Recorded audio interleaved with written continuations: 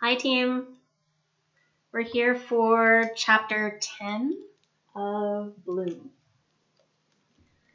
Slamming the car door shut, Anaya glared up at the house. Black vines had now snaked high up the wall, jagging in all directions. Mom swore under her breath. All that came from one plant? I should have killed it right away, Anaya muttered. Under her coat, she was still wearing her hospital gown, wearing borrowed sneakers. Come inside, said Mom, sneezing. I need some allergy meds, and you need rest. I've been sitting around all day. Seething, she marched up the driveway. After she'd discovered the pit plant in the bag of soil, she'd just run for the school, not to warn everyone. Now, she needed to destroy this thing. Half covered by dirt, the wrinkly pit plant lay on the driveway. The head of the rake still jutted from its fleshy lips.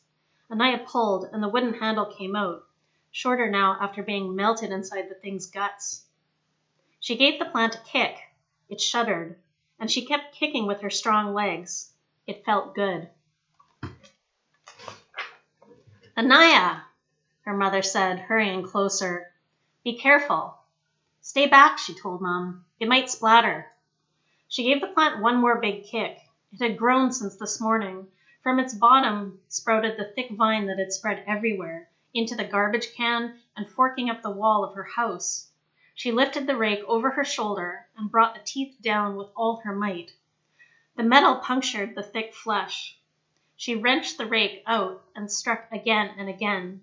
Goo splattered her coat and smoked, burning holes. A spray of liquid harmlessly hit her face and eyes, and she just wiped it away. The plant quivered, gaping wetly. When Anaya finished, the thing looked like a huge smashed purple pumpkin. Panting, she stepped back. The asphalt smoked lightly from the spilled acid. Overhead, she heard a bird give a startled squeak, and she looked up to see a sparrow gobbled up inside one of the vine's wrinkly sacs. These things were still alive.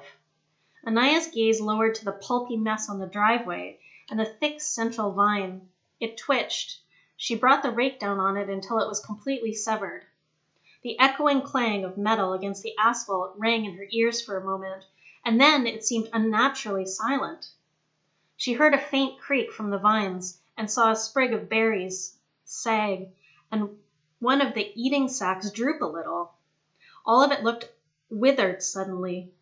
I want it off the house, she said, and grabbed one of the vines on the wall. This was her house. This was where she slept at night. Wasn't it enough she had to put up with the black grass taking over her lawn, sucking the light out of their windows, and the entire freaking sky? She wasn't having this stuff on her house a second longer. Mom came and took hold with her, and they pulled and tugged. It was like dragging off ivy or Virginia creeper with all their little suckers. A small wrinkled eating sac ruptured and spilled out the half-digested remains of a squirrel. As they kept going, Anaya felt like it was getting easier to rip off, like the stuff was losing its grip. Up high, the vines snapped and tumbled down to the driveway in a black tangle. But that still left plenty up higher, spread across the wall and the roof. Little brittle pieces wafted down. We're going to need a ladder, Anaya said. But finally fatigue hit hard. She felt hollow with hunger. Inside now, Mom said firmly. We'll do the rest later. Anaya let herself be led into the kitchen. She sat down and started to cry. Mom hugged her until she stopped. They both went upstairs to change into fresh clothes, and afterward Mom started a meal for them. Anaya realized she had no idea what time it was. In the hospital, the clock had barely seemed to move. It was just past 5 o'clock. She tried again to call Dad, but his phone was still out of service. She wanted to warn him about the pit plants, to tell him everything that had happened. She and Mom ate in front of the TV. The news played video from the school field again, and I could barely watch, but her mother did, and afterward turned to her with wet eyes and hugged her some more. Thank God you're all right, she said. I am so proud of you. You helped so many people. Seth did too. The truth was, she didn't feel proud of herself right now. In the back of her mind, what Petra had said in the hospital, all that stuff about her tail, gnawed at her.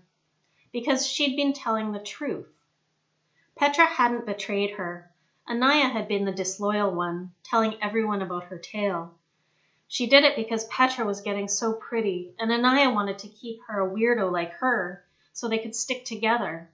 But what she'd done was a terrible thing, and it had lost her the best friend she'd ever had.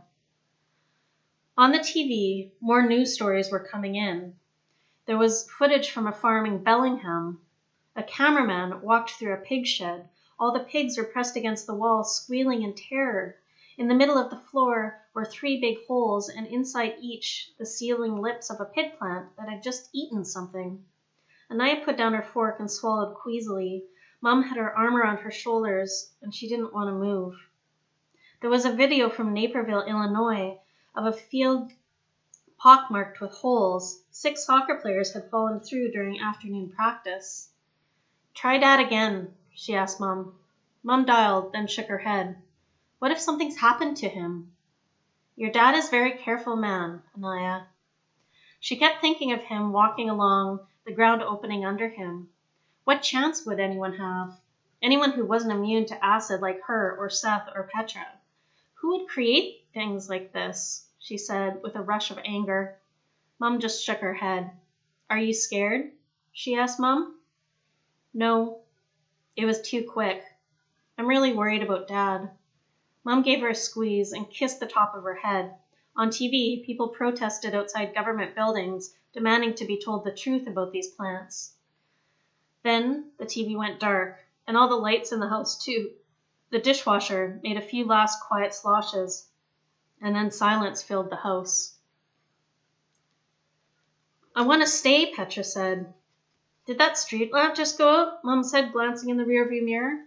Petra hadn't noticed.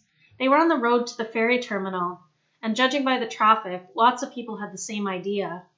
The last boat for Victoria left in 20 minutes, and Mom wanted her on it. She was going to stay with Aunt Grace until things settled down. Those were Mom's exact words, like it was slightly inconvenient that plants were melting and eating people. "You guys aren't even coming," Petra said. "They need Dad at the hospital, and I'm run off my feet here." It was true. The RCMP was overwhelmed with emergency calls, fencing off trails and parks, helping farmers close their pastures. School was canceled. People were told to stay indoors. "I'm good with a chainsaw," Petra said. "You're getting on that boat." It was weird. She should have been happy to get off the island, to a city where things must be safer. All that concrete. But Petra didn't want to go. It wasn't about missing her parents or her friends. It was Seth and Anaya. It didn't feel right leaving without them. And this surprised her. Seth with those strange scars on his arms, and the slightly scary, intense look in his eyes. Anaya, who'd stabbed her in the back all those years ago, and even today hadn't even said sorry. But the fact was, they made her feel safer. Mom's cell phone trumpeted, and she picked up. "The whole island? Okay, I thought something was gonna... Oh, okay, yeah, I'll be there as soon as I can." "What's going on?" Petra asked. "Power's out." "Why?" "They don't know yet." Uneasily, Petra looked out at the twin beams of their headlights, glittering in the mist, and then the road heaved up and hit them. Her cry was stifled by the airbags exploding in her face. "Are you okay, Petra?" "Uh-huh." Dazed, she turned and saw Mum, smooshed up against her own airbags. The car was tilted down at a crazy steep angle. "Road must have collapsed," Mum said. The white airbags glowed with light, which confused Petra until she realized it must be their own headlights reflecting back through the windshield. "You all right, Mum?" "I can't move my feet," she grunted with effort. "I think they're caught. You try to get out." Petra smelled gasoline. She popped her seatbelt, but the door only opened an inch before hitting something that wouldn't budge. "Mine's blocked too," Mum said, and swore. "I've told the budget committee this road needed..." Petra sniffed again, something that wasn't gasoline. "Mum, I don't think we're in a hole." The airbags blocked her view through the windows. She reached over to Mum's belt and yanked out the Swiss Army knife. Snapping open the biggest blade, she plunged it into the airbags. Air hissed out. Now she could see through the windshield. In the glow of the headlights, Petra caught sight of a slick purple flush. The walls of a pit plant trembled and contracted, dripping with acid. The disgusting perfume smell was quickly overpowered by the stench of melting tires. "We're inside one of them," she cried. The walls of the plant tightened, trying to swallow, and the car sank deeper with a sudden jerk. "Back doors," Mom said. Petra twisted around. Through the rear windshield, she saw the moon, and the left door was still above road level. "Go," her mom cried. This was one time Mom wasn't going to boss her. Petra squinted below the steering wheel. Mom's boots were crimped in the mangled metal. Dark liquid lapped against the soles of her boots, sending up nasty fumes. She grabbed her mom's right leg and pulled, but her foot wouldn't shift. "I'm going to undo your laces," she said. "Mom?" Mom's eyes looked a little glazed. "The sleeping gas." Petra slapped her. "Mom, stay awake." A flashlight beam suddenly skittered around inside the car. From overhead came the sounds of people shouting. "It's one of those things. There's 2 people in there. Does anyone have a winch?" Petra crammed her torso into the small space beneath the steering wheel. The acid was searing the plastic and metal and rising quickly, right over the soles of Mom's boots. "We're going to need to slide out your feet," she said, hoping Mom was still awake. Her fingers fumbled against the laces. Crap, double knotted. How typical of Mom. The car lurched to one side and more acid seeped into the car, flowing over the laces of the boots and Petra's hands. She smelled seared leather and knew she didn't have much time before the acid burned through Mom's skin. She grabbed her mom's knife and slashed the knot apart, and the acid did the rest. The other laces shredded like wet toilet paper. She loosened both boots. "Mom, pull your feet out. Pull." She felt her mom trying weakly, and then slid her hand into the right boot and yanked until a foot popped free. Then the left. "Keep them out of the acid," she yelled. Mom nodded, but Petra could tell she was pretty out of it. Grunting, she pushed Mom around in her seat and shoved her toward the back. It was like trying to move a bag of sand. "We're getting out, Mom. Come on." The back door of the car opened, and someone leaned in and handed her a rope with a loop at the end. Petra slid it over Mom's head and under her arms. "Hold on, Mom. They're going to haul you out." The people on the road pulled, and Petra pushed her mother through the rear door. Now it was Petra's turn. Without warning, the car jerked lower. The door slammed shut. Her heart beat so hard in her throat she thought she'd choke. "Hurry!" the people outside shouted. She opened the door, only a few inches before it jammed against the glistening wall of the pit plant. Petra made herself as skinny as possible and wiggled through the opening. Hands reached out from the rim of the hole and grabbed her. She was yanked roughly up onto the asphalt beside her mother. "Are you okay?" Petra asked, looking at Mom's feet. Her socks were a bit singed, and Petra hurriedly peeled them off. "The acid didn't get your feet, did it?" Mom shook her head groggily. "I'm good, thanks." Petra glanced back at their shuddering car, now sunk completely beneath the road. Cars were stopped in both directions. The road to the ferry had been completely wiped out. Mom squeezed her hand. "My brave girl," she murmured. Then Petra did something she hadn't done in ages. She hugged her mom very tightly for a long time. Seth couldn't sleep. He was still too amped up by everything that had happened. The school field, the hospital, all the stuff on the news, and then the power going out. He wondered if Petra or Anaya could sleep. He'd actually been sad when he had been released from the hospital and had to go home with Mrs. Antos. He wished he were still in the room with the girls, just the 3 of them. They had so much more to talk about. He sat up in bed and switched on the flashlight Mrs. Antos had given him. His watch said 3:45. He was hungry. He hadn't eaten much of his dinner. Grabbing his sketchbook, he quietly headed downstairs. He poured some cereal into a bowl. The milk in the fridge was still cool. He left the flashlight on, and as he ate, he sketched. He sketched what he'd seen in his last dream, and thought about Petra and Anaya. He wished he'd had the courage to tell them what he'd seen. Maybe it would be easier if he drew it. He hoped he'd have the courage to show them next time. With a pang, he wondered when that might be. At his last foster home, Mrs. Walsh had looked through his sketchbook one day when he was at school. When he came home, she was sitting in the living room with it on her lap. She asked if he wanted to talk about the things in there, like she was one of his therapists. He'd asked her the book back. It was private. She wanted to know what he liked so much about those images. He asked for the book again. She asked him if he had a lot of nightmares and was drawing his bad dreams.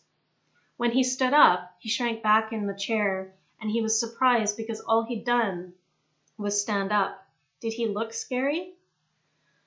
But she was scared of him. He'd snatched the book and gone upstairs. Not long after that, the Walshes said they were rethinking their lifestyle choices and thought Seth would find a better fit elsewhere. Anaya had caught a glimpse of his drawings that day in the stairwell. She hadn't seemed horrified or disgusted. She'd even asked for some of his stuff for the yearbook. Still, he'd never risked showing it to Mr. and Mrs. Antos. If you drew creatures with wings, you would probably show them flying. And if you drew creatures with teeth, you might show them eating. And then you'd have to think about what kinds of things they might eat, or who they might eat. He thought about Petra and Anaya, and how they used to be best friends. It had really surprised him, Anaya telling everyone about Petra's tale and hurting her feelings. Seth had never had a best friend, but he was pretty sure if he did, he wouldn't risk losing the friendship. He didn't understand people very well. The pleasant clicking of Maddox's toenails on the floor preceded the dog into the room. Seth patted his warm head, glad of the company. He gave the dog the rest of the cereal. Maddox gulped it down happily, and then went off to sniff other things. Seth sketched a little more. From the cellar came a sharp yelp, and then the sound of Maddox growling. Seth stood, a cold sweat prickling his forehead. He snatched up his flashlight and then the drip torch he'd brought inside yesterday, just in case. "Maddox," he said as he made his way down the steep stairs. "You all right, boy?"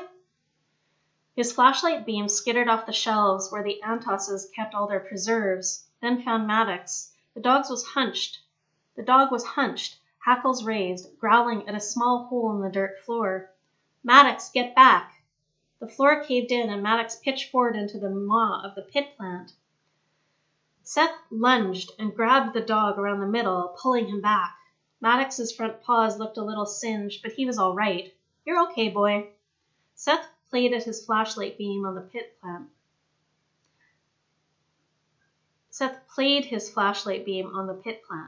It trembled impatiently, hungry. Seth wanted to light it up with the torch right now, but he worried he might start a fire in the house.